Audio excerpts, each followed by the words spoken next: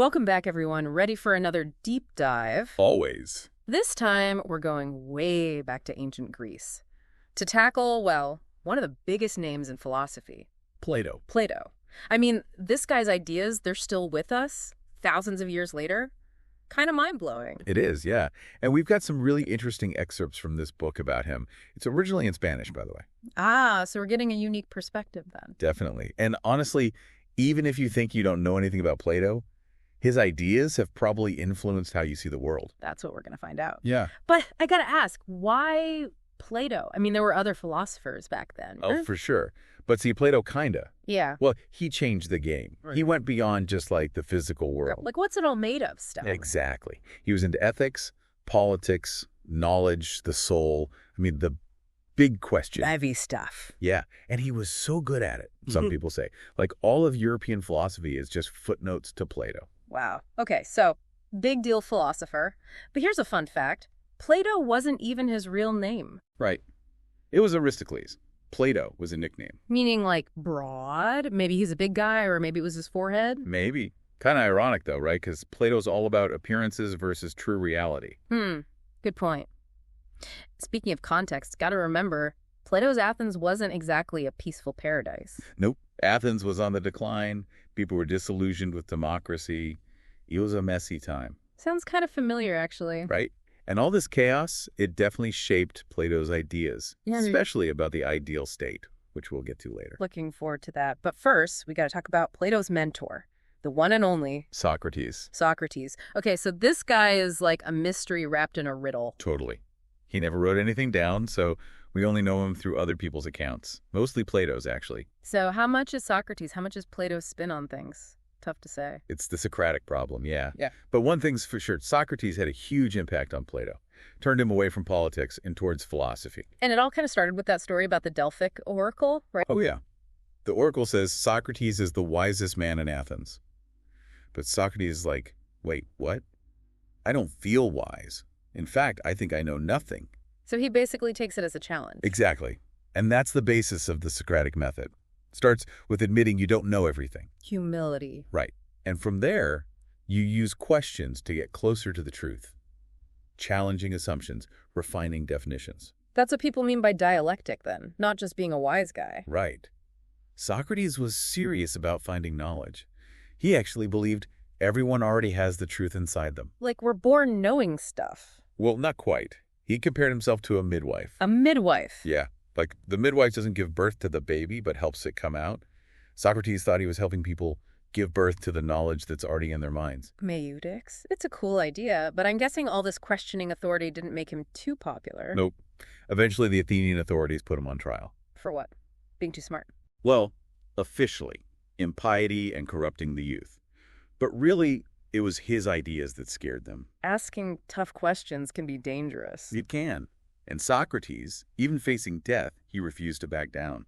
He could have escaped, but he stayed true to his principles. Wow. That must have been intense for Plato, seeing his mentor choose death over betraying his beliefs. Definitely left a mark. And in a way, Socrates' legacy lived on through Plato. He took those Socratic ideas and ran with them. And one of the ways he did that was with this crazy idea, the theory of forms. Ah, yes, the forms. So Socrates was interested in, like, universal definitions, what makes a horse, for example. But Plato went further. He said those definitions, those essences, they're not just ideas in our heads, they're real things. Real things existing out there somewhere. Exactly. He called them forms. Like there's a perfect ideal form of a horse, a table, even beauty, justice. Whoa, so everything we see in this world is just a copy, an imperfect version of the real deal. That's Plato for you. And to explain this, he came up with a pretty famous allegory, the allegory of the cave. Okay, I've heard of this, but never quite understood it. Lay it on me. All right, picture a cave. Inside, there are prisoners, chained at their whole lives. All they can see are shadows on the wall. Okay, creepy, but I get it. So these shadows... They represent the objects and experiences of our world, the physical stuff. The imperfect copies. The prisoners think the shadows are reality. But they're not. Right. But what if one prisoner escapes the cave? He sees the real objects casting the shadows. He sees the sun, the light source. That's like a philosopher who discovers the forms. Mind blown. So we're all stuck in the cave, taking the shadows for reality. Unless we start questioning things. Like Socrates did? Heavy stuff. It makes you wonder what we're missing, huh? Doesn't it? Yeah. It makes you wonder, yeah. So, okay, let's say Plato's right. These forms, they're out there. But how do we actually, reach them? Right. If our senses can't be trusted, then what? How do we learn about this true reality? Well, this is where it gets even trippier.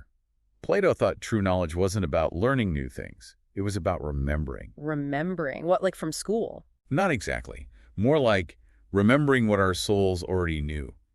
He called it anamnesis, recollection. Hold on, are we talking past lives now? Kind of. Plato believed our souls, before we were born, they were hanging out in the realm of the forms. Pure knowledge right there. Okay, so we're born with this secret knowledge. Hidden somewhere. Yeah. And sometimes, you know how you learn something and it's like, oh, I knew that all along. Yeah, those aha moments. Exactly. That's a glimpse of that soul knowledge, according to Plato. Okay, I can kind of see that. But what about the stuff we haven't had an aha about? Well, for Plato, that's what philosophy's for. It's like jogging your soul's memory. So a good teacher isn't teaching, they're reminding. In a way, yeah. Which brings us to another famous Plato concept, often misunderstood, Platonic love. Ah, yeah. Most people think it's just friends. But it's way deeper than that. For Plato, Platonic love was this path to knowledge. Love and learning, how's that work? Well, remember, Plato thought we're drawn to beauty. He said that attraction, it's actually our soul remembering the perfect form of beauty. From, like, before we were born? Right, but it's not about getting stuck on, like, a person's looks. Yeah. It's using that attraction to go further. Go further how? It's like you start by appreciating physical beauty, then you move to beauty of character, of intellect, of the soul itself, and eventually you're contemplating beauty itself, the form, way beyond just one person. So Platonic love isn't just friends, it's a spiritual quest. Exactly. It's all connected, you see. Forms, knowledge, love. It's a whole system. But, even with all these cool ideas, some critics point out, Plato might have been a little too optimistic. Too optimistic? How so? Well, for one, he kind of assumes we can achieve absolute knowledge. But can we really, do we ever know anything for sure? Good point. And another thing, he totally dismisses sensory experience. Says our senses are always misleading us. But come on, my senses tell me this microphone's here, that the lights are on, they're not always wrong. Right. The text even says, we use our senses all the time to get by, and they're not always leading us to lies. So maybe Plato went a little overboard there. Okay, so we've got the forms, the soul remembering, even Platonic love. But there's one big part of Plato left to tackle. Is politics. And that, as they say, is where the fun begins. Politics, yeah. Yeah. This is where Plato gets kind of controversial. All right, hit me with it. What was Plato's vision for the ideal society? Well, it all starts with justice. His book, The Republic, it's basically trying to figure out what is justice and how do we build a society that's actually just. Sounds simple enough, but something tells me it's not. You got that right. Plato's idea, it's based on this strict hierarchy. Different classes with different roles. So, not exactly everyone's equal kind of thing. Nope. Remember the three parts of the soul. Rational, spirited, appetitive. Yeah, like the charioteer and the horses. Exactly. Plato thought that structure wasn't just for individuals, it was for society too. Okay, I'm listening. How's that supposed to work? So each part of the soul matches up with a class in the ideal state. The rational part. Those are the philosopher kings, the rulers. They have the knowledge, the wisdom to guide everyone. Makes sense. Brains of the operation. What about the muscle?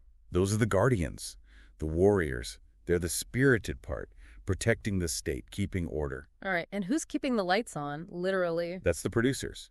Craftspeople, farmers, merchants. They're the appetitive part, taking care of basic needs. So everyone has their place based on their nature. But how is that justice? Well, to Plato, justice means everyone's doing their job right, and each part is in harmony with the others. Like the rational part of the soul should be in charge, right? So the philosopher kings are in charge of the guardians and the producers. Exactly. It's all balanced. But here's where things get sticky. What if someone's born a producer, but they've got, a philosopher king's soul? Yeah, what about individual freedom? That's where Plato gets. Well, he thought people's place was pretty much fixed. Not much room to move up or down. And he even had some pretty extreme ideas about keeping things that way. Oh, boy. How extreme are we talking? Like state-controlled breeding. He literally says it should be like breeding dogs or horses. Wait, seriously? That's kind of messed up. Yeah. It's a lot. And then there's censorship. Only art and literature that promote virtue, stuff that supports the state. So much for freedom of expression. Right. And then the most controversial part, the noble lie. What's that? It's basically this made-up myth. It says people are born with different metals in their souls. Gold for rulers, silver for guardians, bronze or iron for producers. So you're born into your fate, and there's a story to make you accept it. Exactly. Keeps everyone in line. But, looking back, it's definitely more dystopia than utopia. No kidding. So what are we supposed to do with Plato's politics? Just throw the whole thing out. Well, some parts are definitely outdated. But he has some big questions that we're still wrestling with, like what's the best way to run a society? How much power should the state have? Individual versus the group. Timeless dilemmas. Right. And even if we don't like his answers, Plato makes us think. And he does emphasize virtue, wisdom, having a well-ordered soul. That's still relevant. Yeah, building a good society starts with good individuals. Plato got that part right. Definitely. Well, there you have it. Plato in a nutshell. Forms, justice, the soul. This guy was dealing with some seriously deep stuff. Hopefully you've all had your minds stretched a bit today. We'll see you next time for another philosophical adventure. Keep thinking, everyone.